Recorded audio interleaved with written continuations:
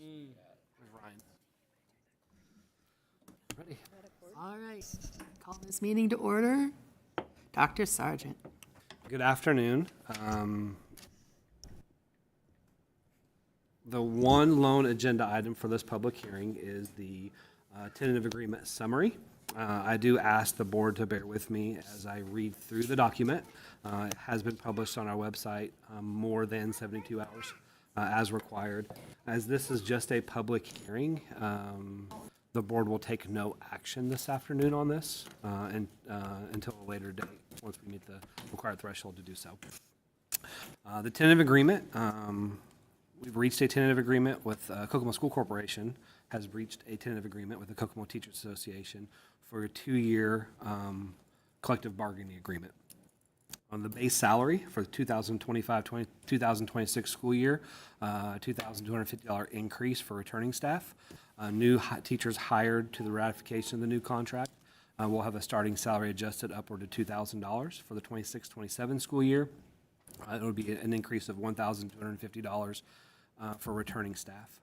Health insurance, the school corporation will pay an additional expense equivalent to 2% in both the 26 and 27 calendar year. Literacy endorsement and base salary differential.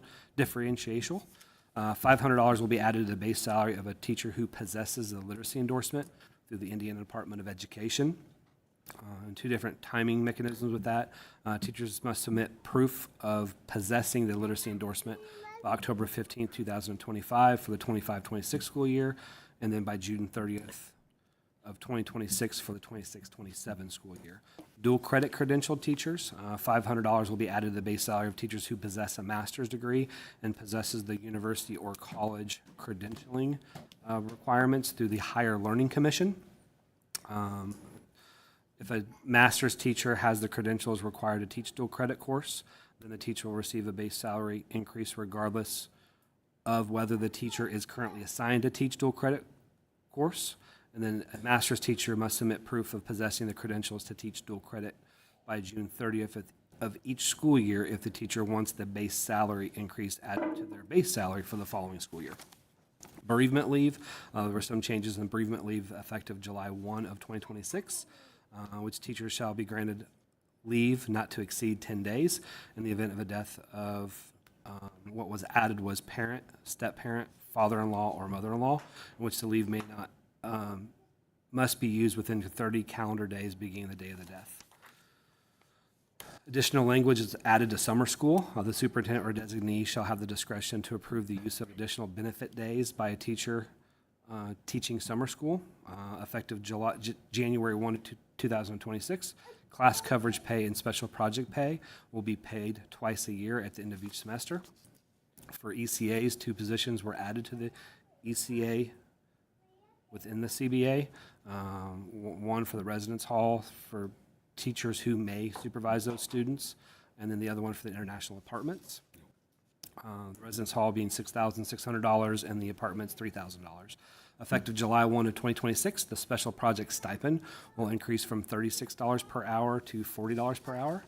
Additional language was added to blackout days around Labor Day, Martin Luther King Jr. Day, President's Day, Good Friday, and Memorial holidays. If a teacher wants to take a leave day immediately before or immediately after one of these holidays, then the teacher must use 2 paid benefit days for each 1 day of leave taken. In addition to that, we added language where the superintendent or designee shall have the discretion to approve exceptions for special circumstances, and the remaining language stays as previously written in the collective bargaining agreement. Some housekeeping was done as well under the leave sections to make sure they stay consistent with the other categories in there, changing words to teacher. Compensation model cleanup. The redistribution section was removed from the collective bargaining agreement. Not part of the collective bargaining agreement, but part of our tentative agreement. Continuing column changes for education, in which increases for additional content area degrees or content area hours will continue to handle through a supplemental payment. A teacher qualifying for a column change will receive an additional $1,000 base salary increase, and added clarifying language that a teacher may only use 1 column per school year. There was some additional non-bargain language added to the ECAs for clarification purposes. Within those ECA positions to include if they're a fall, a spring, a winter, or a year-round position. And then finally, a 27th pay that will take place in the 26-27 contractual year will be paid on teachers on the first pay of August of 2026. Again, as I mentioned, this is just a public hearing. Board President Allison, I ask that you would please open to receive public comment should there be any on the tentative agreement. Right, is there anyone who wishes to comment?